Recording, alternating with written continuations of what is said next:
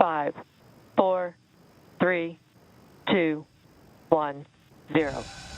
Ignition. Liftoff. Go Falcon. Good hunting, IXPE.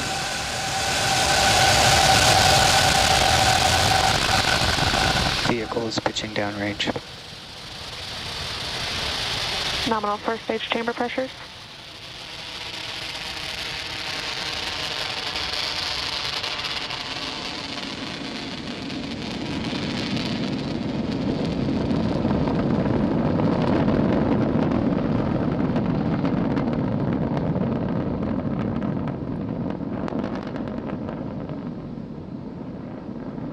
T plus 40 seconds into flight, successful liftoff of the Falcon 9 from Launch Complex 39A Power and at the Kennedy nominal. Space Center.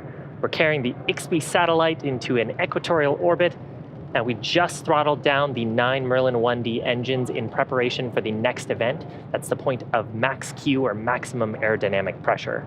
That coming up in about 10 seconds. Vehicle is supersonic.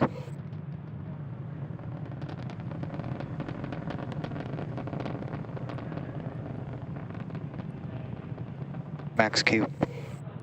So with that, we are through the highest stresses on the vehicle from the combination of our increasing velocity and the decreasing atmospheric density. Coming up next, the next event in about a minute will be MECO, that's main engine cutoff. We'll shut down those 9 Merlin 1D engines in preparation for the next event, stage separation. The first and second stages will separate, and then at about T plus 2 minutes, 44 seconds, we'll have SES-1, or second engine start number 1. That's where the Merlin vacuum engine on the second stage will ignite to carry the second stage and the IXPE payload into orbit. So again, those 3 events coming up in succession: MECO, main engine cutoff, followed by stage separation, and then SES-1. And this view, looking down on the Merlin 1D engines from the first stage, you can see the plume expanding as the atmospheric density drops off, so we get higher and higher in our atmosphere.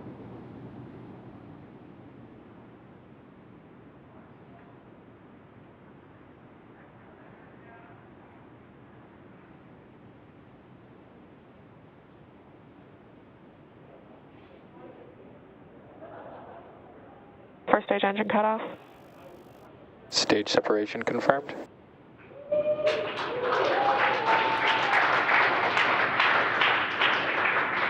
And back ignition. So those 3 events successful: main engine cutoff, stage separation.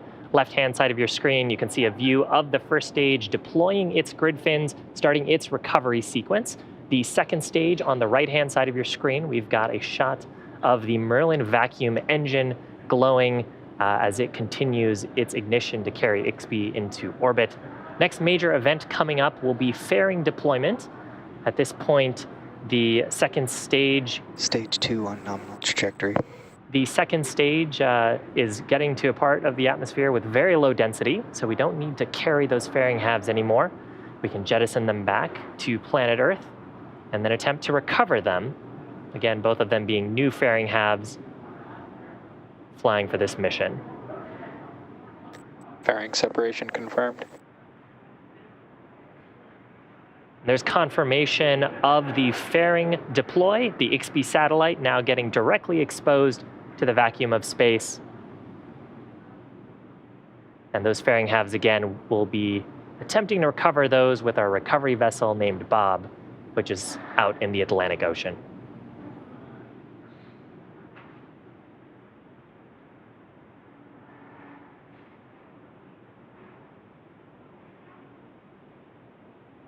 So if you're just joining us, welcome. We're about T plus 4 minutes and 20 seconds into today's mission. Acquisition of signal, Bermuda. On your screen is a view of the Merlin vacuum engine on the second stage. It's completing its first of 2 planned burns to take the IXPE satellite into an initial parking orbit. We had an on-time liftoff at 1 a.m. Eastern Time. The first stage that carried the second stage this far separated and is on its way back to planet Earth. Its next major activity will happen at about T plus 6 minutes and 20 seconds, and that'll be for the entry burn, where it'll ignite a few of its engines to slow down in preparation for entering the Earth's atmosphere. Now, during the entry burn, we'll relight 3 of the Merlin 1D engines on the first stage. That'll start with the center engine, followed shortly after by 2 of the side engines. That'll slow down the vehicle as we pass back into Earth's atmosphere, and we need to slow down on the first stage to reduce the entry forces, which helps us recover and reuse that first stage. Reusability is a key part Stage 2 on nominal trajectory. of lowering the cost of spaceflight, which enables more investment into the critical scientific hardware and research. Now, Falcon 9's first stage that supported today's mission will perform this entry burn for the 5th time, having previously done so for the Crew 1, Crew 2, Sirius XM-8, and Sirius 23 missions. And those brand new fairing halves will also re-enter Earth's atmosphere for the first time. The second stage, continuing to burn, its burn will continue until about T plus 8 minutes.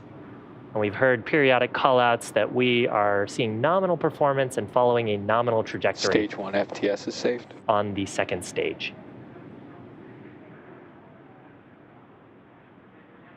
Stage 1, entry burn startup. So left-hand side of your screen, you can see the grid fins and you can see the plume from the entry burn. At this point, we are firing 3 of the Merlin 1D engines. And we're decelerating the first stage, but we're still going pretty fast. So as we're flying into the Earth's atmosphere, that soot is actually getting kicked back, the plume is getting kicked back. Stage 1, entry burn, shutdown. Onto the first stage. And the plume is carbon-based, so that'll deposit a nice layer of soot on the first stage's surface. Stage 2 on nominal trajectory. Nominal shutdown of the entry burn. The next activity for the first stage will be the landing burn. That'll happen at about T plus 8 minutes and 10 seconds. Second stage continuing to look nominal. Now, the engines on both the first and second stage are different. The Merlin engines on the first stage are optimized for sea level thrust, but the Merlin vacuum engine that you see on your screen is optimized for vacuum. And the difference there is how much we can expand the pressurized FTS is saved. gases that are being produced by the Merlin Stage engine. 1, transonic. Call out there for stage 1 being transonic, so it's transitioning from supersonic speeds back to subsonic speed. And next events coming up will be second engine cutoff number 1, that's shutdown of this Merlin vacuum engine. And pretty close after, we'll hear a call out for landing burn startup on the first stage.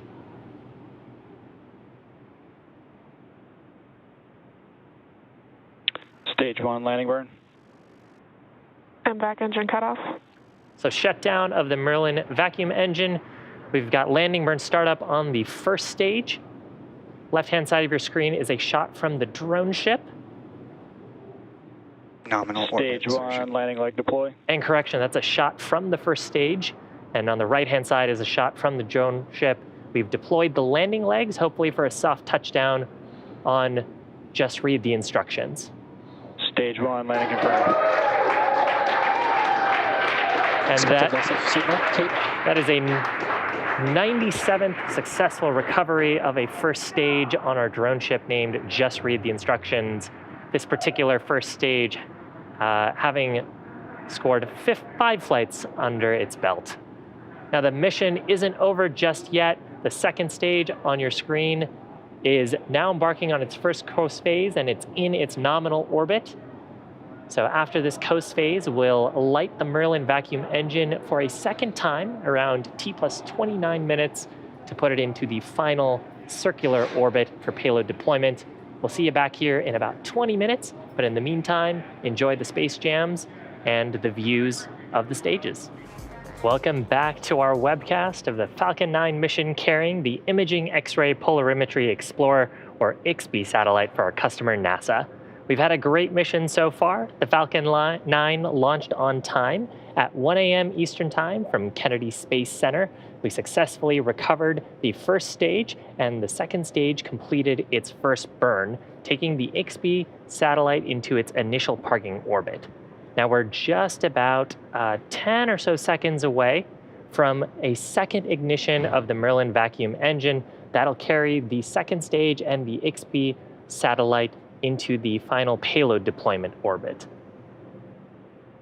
So that second burn, called second engine start number 2, coming up shortly. MVAC startup.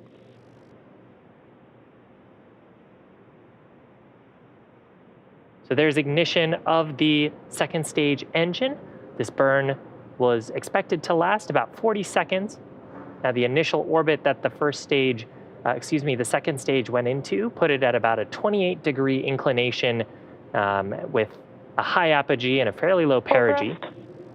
This burn is taking us down to 0 inclination. That means we'll be flying over the equator, and it'll put us into a circular 600 by 600 kilometer orbit. And you're looking at live views of the Merlin vacuum engine and some photobombs from planet Earth behind it. Terminal guidance.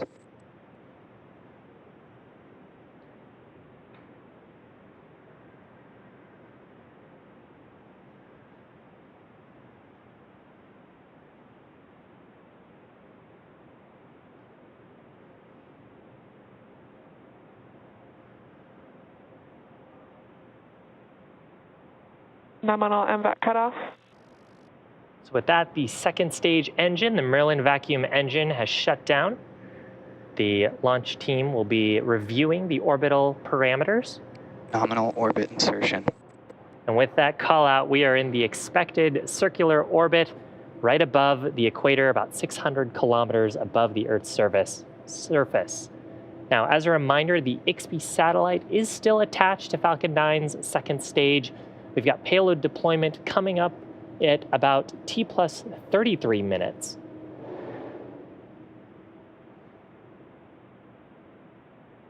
Now, if you're just joining us, we had an on-time launch at about 1 a.m. Eastern Time, followed by successful ascent, then stage separation. We successfully recovered our first stage, and we've completed 2 second stage burns. And the booster, and actually there's a live shot of the second stage and the IXPE satellite above planet Earth, currently over Africa. Now the booster that supported the IXPE launch today Acquisition of signal, Melindy. successfully landed for the 5th time on our drone ship named Just Read the Instructions that was stationed out in the Atlantic Ocean off the coast of Florida.